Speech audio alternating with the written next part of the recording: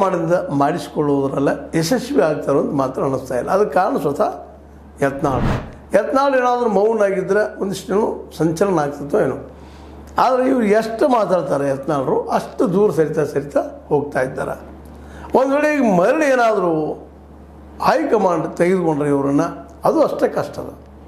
ಯಾಕಂತಂದ್ರೆ ನಿಲುವು ಈಗ ಸ್ಪಷ್ಟ ತಗೋಬೇಕಾಗಿದೆ ಯಾವುದಾದ್ರೂ ಒಂದನ್ನು. ಮತ್ತು ಇಬ್ಬರಲ್ಲಿ ಯಾರ ಈಗಿನ ಮಟ್ಟಿಗೆ ಯಡಿಯೂರಪ್ಪನವರು ಯತ್ನಾಳರು ಯಾರು ಪ್ರಮುಖರು, ಯಾರು ಹೆಚ್ಚು ಮತಗಳನ್ನು ತರಬಹುದು, ಯಾರು ಗೆಲ್ಲಿಸ್ಕೊಳ್ಬೋದು ಅಂತ ವಿಚಾರ ಮಾಡಿದಾಗ ಫಸ್ಟ್ ಪ್ರಿಪ್ರೇಷನ್ ಮೊದಲು ಬರೋದನ್ನ ಯಡಿಯೂರಪ್ಪನವರು. ಇವತ್ತು ಏನೂ ಹೇಳಿ ಇವರೆಲ್ಲ ಇಲ್ಲ ನಮ್ದು ಹೆಚ್ಚಾಗಿದೆ, ಮಂದಿ ಸಪೋರ್ಟ್ ಮಾಡ್ತಾ ಇದ್ದಾರೆ, ತಳ್ಕೊಂಡು ಮಾಡಿರಿ, ಭ್ರಷ್ಟಾಚಾರ ರಹಿತವಾದ ಆಡಳಿತ ಕೊಡ್ತೀನಿ ಅಂತ ಮೊದಲು ಮಾತಾಡಿದ್ದಾರೆ. ನಿಜವಾಗಿಯೂ ತಮ್ಮ ಜೀವನದಲ್ಲೇ ನಮ್ಮ ಯತ್ನಾಳರವರು ಅಷ್ಟು ಪ್ರಾಮಾಣಿಕವಾಗಿ ಭ್ರಷ್ಟಾಚಾರದಂತಹ ಆಡಳಿತವನ್ನು ತಮ್ಮ ಅಧಿಕಾರ ಅವಧಿಯಲ್ಲಿ ಅಂದರೆ ತಮ್ಮ ಸಮಯದಲ್ಲೇ ಕೆಲವೊಂದಿಷ್ಟು ಜನ ಮಂತ್ರಿ ಆಗಿದ್ದರು, ಇವು ಶಾಸಕರಿದ್ದಾರೆ. ಏನಾದರೂ ಬಿಜಾಪುರ ಅಥವಾ ವಿಜಯಪುರ ಅಂತ ಕರಿತೀವಿ ಇವತ್ತು, ಅಲ್ಲಿ ಎಲ್ಲ ಆಫೀಸುಗಳಲ್ಲಿ ಭ್ರಷ್ಟಾಚಾರ ನಿಲ್ಲಿಸಿಬಿಟ್ಟಿದ್ದಾರೆ ಇವರು.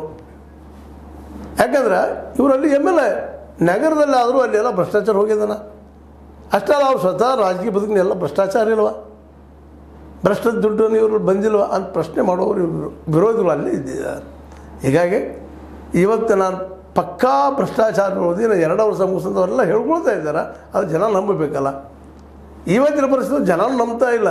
ಯಾಕೆ ನಂಬ್ತಾ ಇಲ್ಲ ಅಂದರೆ ನೋಡ್ತಾ ಇದ್ದಾರೆ, ಅದು ಪ್ರತ್ಯಕ್ಷ ಅನುಭವ ಆಗಲಿಕ್ಕೆ ಪ್ರತಿಯೊಬ್ಬರಿಗೂ ಈ ಬೆಂಕಿ ಸುಡ್ತದೆ, ಭ್ರಷ್ಟಾಚಾರ ಬೆಂಕಿ ಸುಡ್ತದೆ ಅಂತೇಳಿ ಎಲ್ಲರೂ ಅದರಿಂದ ದೂರ ಉಳ್ಳಿಕ್ಕೆ ಹೋಗ್ತಾರೆ. ಆದರೆ ಆಗ್ತಾಯಿಲ್ಲ.